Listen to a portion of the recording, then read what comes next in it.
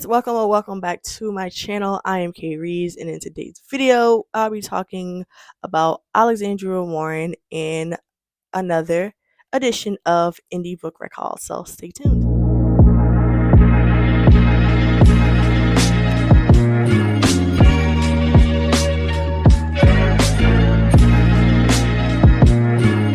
So once again, I found Alexandra Warren in the height of the pandemic around the same time as I found Nicole.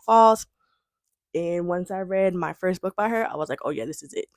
I love the way that she writes. She writes very witty. All of the books that I have, and it's not a lot because even though oh snap, was about to fall. Even though she has a good bit of a collection, these are the books that I have from her on my bookshelf. Um, you're always going to find a funny moment in it, no matter what it is. Funny, funny, funny, funny, funny, funny, funny.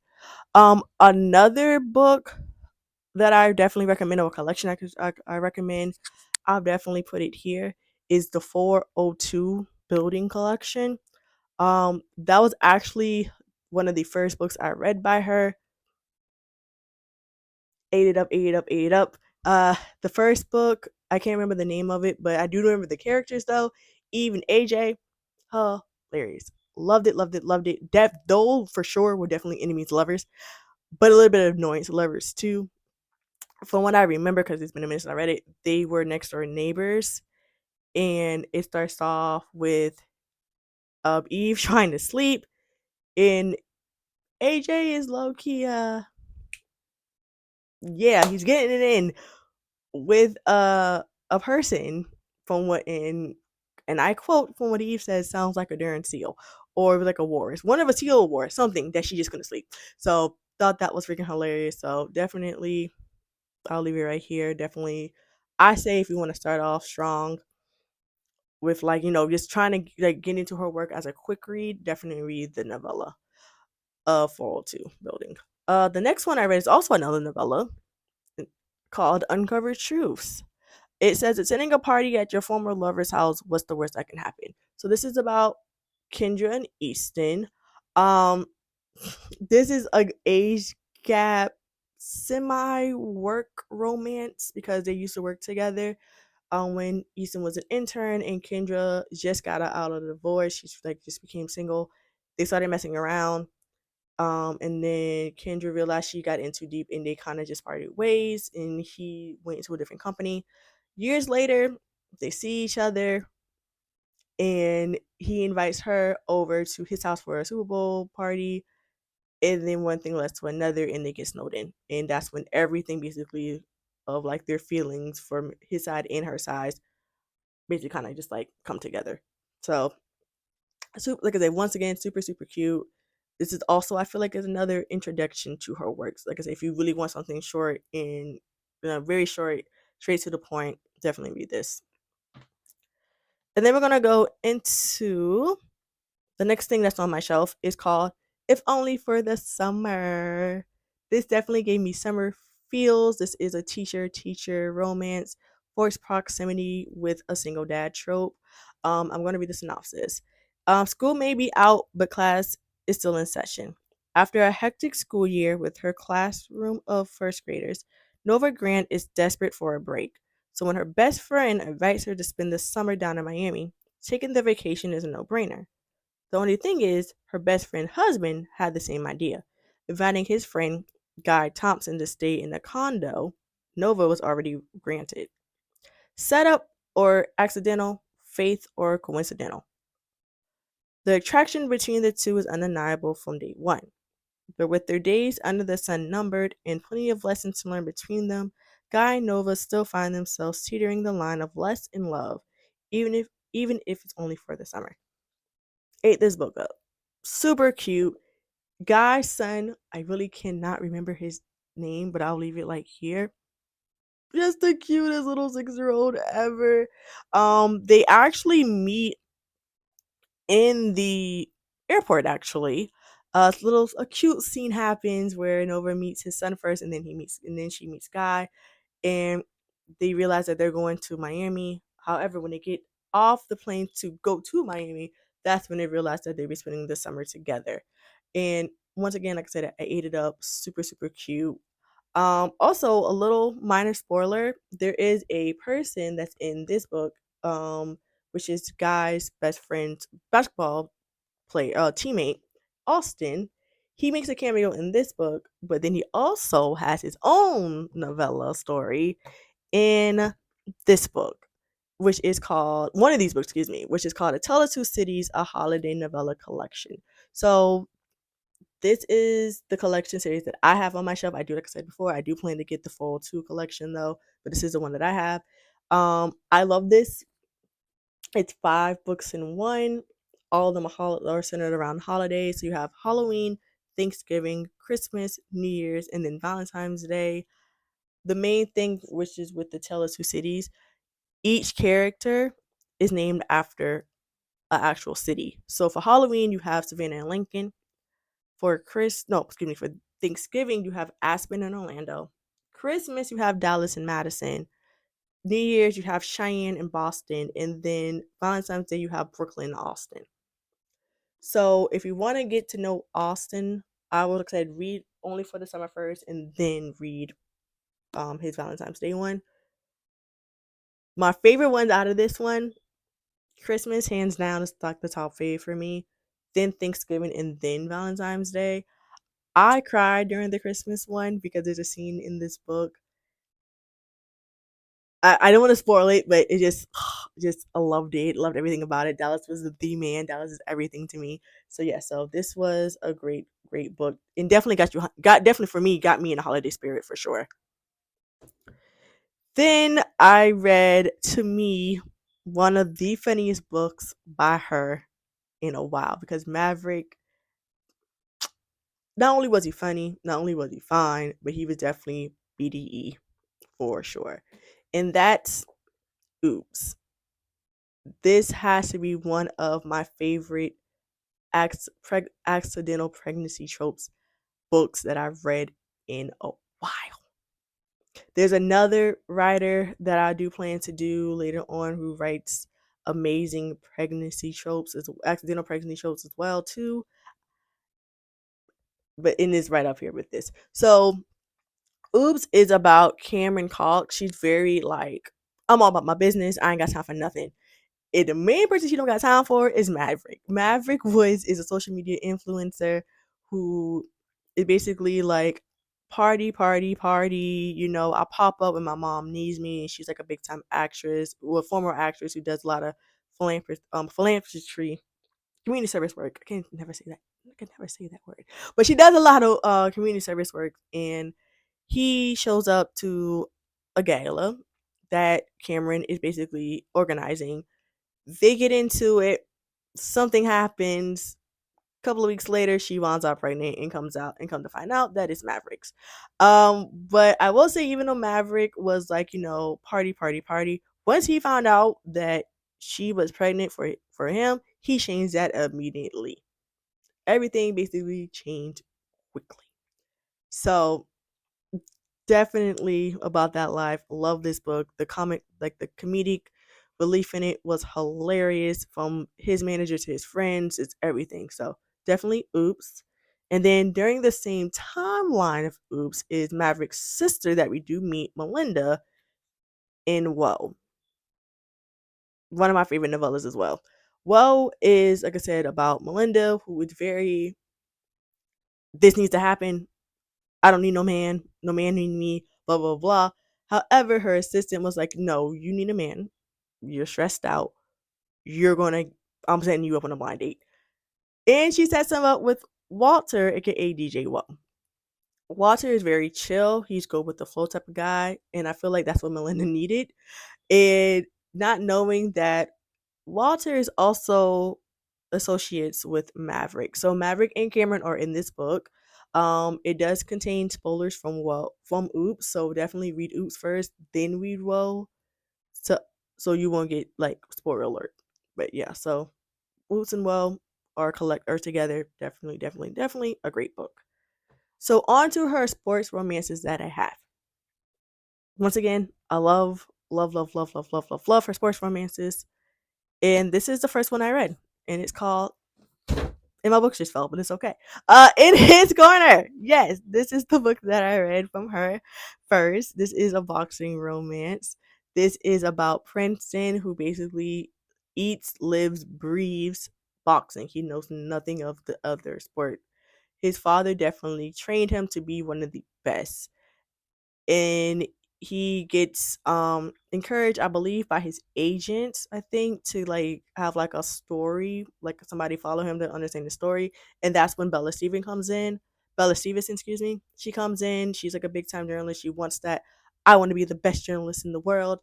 And when her boss tells her, hey, okay, cool, you want to do that, I need you to write a story about boxing, she knows nothing of it. She knows nothing about it. And when she meets Princeton, their first interaction does not go well. However, as you know, it's a love romance. Things start to take things for a turn and they fall in love with each other. I ate this book up. I will say though, his father, not the best father. And I'm just gonna say it like that. When you read the book, you understand why. But yeah, other than that, Bella, to me, I feel like Bella, kind of like showed Prince to like it's okay to have a no, have a life outside of boxing. And with Prince, I feel like he kind of gave Bella that it's okay to not be so like to be okay just to be yourself. No have to like really push yourself to be where you want to be. So definitely in his corner. And then the other book that fell, because all my books fell, but you know what? It's okay. It is okay. Wins and losses. Now, this book right here, granted, I said all the books have comic relief. This book right here, comic relief from like chapter 2 on down. Um, this book is Nasir Valentine. He has one thing on his mind: winning a championship title in his first year as a head coach of the boys' basketball team. But when his team captain father is murdered just before the start of the basketball season, he quickly learns coaching in a high school basketball game in an inner city is a lot more than just drawing numbers and arrows on a dry erase board. Struck by the tragedy of her father's murder, Carmen Wellington is faced with the tough decision of keeping her life away from home or going back to her hometown to support her little brother through his high school senior year. It's a decision that would change her life in more ways than one, especially with her brother's handsome basketball coach in the picture. Carmen is supposed to be focused on what's best for her and her family. Nasir is supposed to be focused on what's best for him and his team. But when those two worlds collide in an undeniable attraction, developing becomes out of it. The two can only hope with more wins than losses. Definitely cute. Definitely gave me hometown feels. 'Cause even though it was like in the inner city area where a lot of violence happens, definitely gave me the community is very tight knit. Well, some of the community is very tight knit, I should say, and definitely for sure second chance romance. I can't remember Carmen's brother's name, but his best friend, hilarious. Like from the start, like the moment you meet him, he's just freaking hilarious. And even in some of the serious scenes, he just kind of comes in was like made me laugh. So definitely a cute book. If you watch my Nicole Falls, then you know about the Nymphs and Trojan series that her and Alexandria wrote together. These are the two books that Alexandria wrote so far, and this is the second book out of the series, and this is called One Last Shot. It's a professional basketball player, Selena Sharpshooter Samuels, seemed to have everything going in her favor playing for her hometown playoff-bound team, the Nashville Nymphs, playing under a knowledgeable coach who she adores, playing for a franchise that's well-respected and family-owned. But the potential dynasty she's trying to build comes under a threat when a new assistant coach is hired, an assistant coach who she may or may not have a huge crush on growing up. DeAndre Dre Leonard hasn't had it easy. After being banned from the league as a player for violating drug policy, his world came crashing down. But now he's back and ready to rebuild his reputation, starting with a coaching opportunity with the sister team of his beloved Trojans that include one of the best women players in the game, and arguably the finest woman he's ever seen. Selena and Dre both want the same thing, to have a successful season, but as they spend more time together chasing a championship, that shared goal slowly becomes changed from a title to each other. Once again, ate it up again. It is a work romantic, like I said. She's a player, he's a coach. It is also low key forbidden because I don't think players and coaches are supposed to interact with each other in that way. Very, very cute. Selena is like, you're not, even though our names are the Nims, you're not going to treat us like any other thing. She definitely was for sure not on Dre's good side in the beginning of the book because even though this is his redemption story, he didn't want to be there. He was like, bro, I don't want to do this. Why am I doing this? Like, I understand I messed up, but I don't want to do this. And just as bad as he didn't want her, he didn't want to be there. She low key didn't want him there either. There is someone in this book though who I did not like in the beginning. That is Cage. I did not like him because of a situation that happened where I think it was very disrespectful towards Dre. However, he manned up. He apologized. I want to say Cage was like either a rookie or he was still young in the game during this book. But he gets a redemption in one of my favorite books besides Zebediah's book, On the Rebound. This is one of, like I said, the third book um of the series. Definitely one of my favorites besides Zebediah's book, Power Forward. And this one is with his entire career ahead of him as he is the starting point guard for the Tennessee Trojans. K Steele is feeling on top of his game. He's got the talent, he's getting the attention, and most importantly, he's ranking in a more than enough money to have the entire world at his fingertips. But after a summer spent enjoying the fruits of his labor, basketball isn't the only thing on his mind coming into his second season. He can't seem to forget. He can't forget about the gorgeous sports reporter he shared in a moment in back in Sin City. Blue Taylor is living out her childhood dreams. As an offspring of a radio personality and a professional football player, using her voice to talk sports was practically what she was born to do. But naturally, that also means coming into conflict with a lot of athletes, including the slightly younger, sinful, sexy point guard out of Nashville, who she tried to forget about breaking her own rule of not fraternizing with active players. From the moment they locked eyes, Cage knew Blue was something special. From the moment they kissed, Blue knew Cage was a problem. But when they both found themselves on separate downward spirals regarding their lives and careers, the ability to rebound from those individual events become a lot easier once they decide to stop relying on self and instead turn to each other. Ate this book up, ate it up, ate it up, ate it up, ate it up, ate it up, ate it up, ate it up. Um, this is also which I think I love about her is around the same timeline when COVID happened. So you get to see how the league in this book kind of matches the league that happened in the actual WNBA when a lot of people were getting sick. They kind of canceled like the stadium games because they know what was going on, and they had to move to Orlando to actually finish out the season in their own little bubble. They weren't called the bubble, that was the WNBA, but in the NBA I think they were just called the bubble. So a scene actually happens to where I'm just gonna spoil it because it actually happened in real life. And I saw it on TikTok about basically social media person got into a car accident, and at the time he was dating someone, and the person that was in the car, however, was not the person he was dating. And I like the way that Alexandria kind of put that little I don't know if she did or not, but I think I don't know if she did. I think if she did, the genius put that spin on it to find out that her blues boyfriend at the time was cheating on her. And Cage kind of was just like, "Oh, okay, I'm gonna be there for you." He takes her basically to the rage room and let her out for emotions. And just like Cage was there for Blue, Blue is there for Cage when a situation happens and he can't play basketball anymore. So loved it. Like I said, one of my favorites, my second favorite out of the series, out of Power Forward. And I think she's also supposed to be coming out with another book in the series. I'm not sure, but when that does come out, I'm definitely buying it and reading it. And then the last two books that I have are is from her latest drop that happened, I think, about 2, 3 years ago, which is her first football series. And they are the Houston Skyhawks. And the first one is Catch Me If You Can. This is definitely for sure one of my favorite tropes ever. Childhood friends, the lovers. I love that trope. I eat that trope up. That is right up there with Second Chance. And this also low key a Second Chance romance. So this one is Brianna Haynes can't seem to catch a break. The job offer she expected after taking an unpaid internship at a major shoe company didn't come through.